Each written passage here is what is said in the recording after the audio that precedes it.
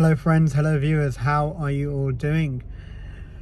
Today I wanted to make a special video and give you a special appearance to somebody who is very special to my life, who has changed everything about me.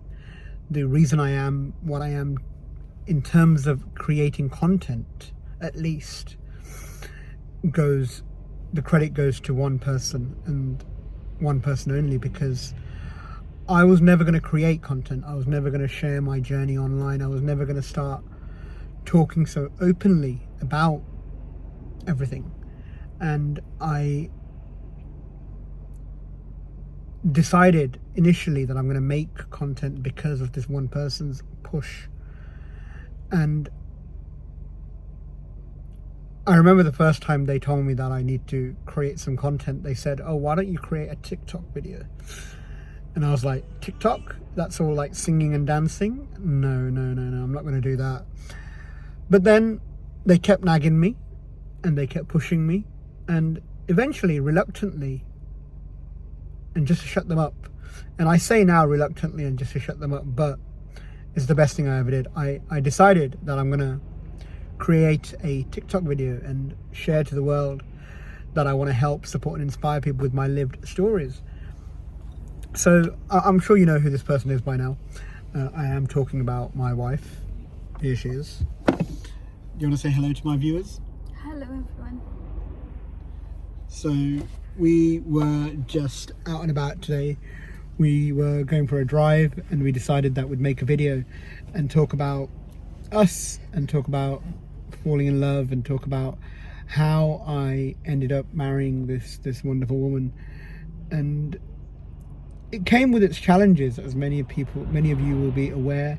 It wasn't easy. There were instances where she had given up. There were instances where I had given up. There were instances where I was very upset with life and felt rejected and dejected. There were instances when she felt very upset and dejected. But we were persistent. We regardless of the times where we thought this is not going to work out, we still carried on talking in one way or another. We still carried on messaging each other. She even blocked me at one point, and then she unblocked me after like 2-3 days, and said, "Hi, how you doing?" And she started the dialogue again. And that time when she'd blocked me, I'd given up. I'd actually given up. I thought, you know what, this is it. It's not going to happen anymore. But then she unblocked me again and she came back, and then we ended up getting married. One of the biggest reasons why she didn't want to marry me is because of the way her family initially responded to my proposal. And it was more around, what will people say, what will the community say? We can't give our daughter away to somebody who has this disfigurement, because nobody will believe that we're doing this for the right intentions. People are going to say, "Oh, he lives in England and that's why we're letting her marry this person." People were saying that, "Oh, she must have sinned in her life. She must have done something very bad in her life, which is why now she's being punished with a man like me." The day before the wedding, some people said to her, "Oh, why don't you just call it off? Why don't you cancel it? There's still time." Bearing in mind, I'd flown from England to India for this wedding during COVID. It was very difficult for me to get there. And despite all these challenges, we were persistent. We persevered. We remained in contact. We kept speaking, and we had this belief that if it's meant to be, it will be, and it will work out one way or another. And it did. We got married. The marriage came with challenges. She ended up getting married in a temple rather than having a nice big fat Indian wedding in her house. We got married in a temple with very few intimate people. There was not a lot of people at our wedding.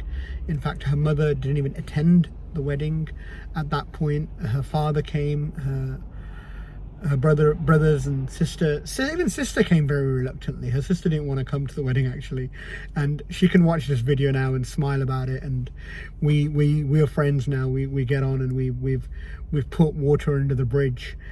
But she too didn't want to come to the wedding, and she had her reservations about things, and a lot of it was down to her as well. A lot of it was about, if you marry this person, are you going to change your mind one day? Are you suddenly going to be unattracted to this man? And you know, a lot of it was around that as well. But testament to her, she stuck to it. And one of the greatest stories and one of the best stories of our relationship and our courtship when we were talking is when I used to speak to her on video call and hide half of my face. I had never learned to accept the left-hand side of my face. Never. All my photographs, everything were from the right-hand side of my face.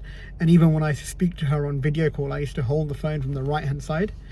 And one day she turned around and said to me, "Listen, I know what you're doing. Stop doing it. If I marry you, I'm not going to marry half of your face. I'm going to marry all of you." And that for me changed everything. That I need two things at that point. One, that this person is the right person for me, but two, that I need to learn to accept who I am. I need to learn to accept myself before I can expect others to accept me. And that took me on a completely different journey in my life. And that journey was a journey of realization that I have to learn to accept who I am. It's been too long that I've been hiding my face. I need to embrace it. I need to own it. And I did.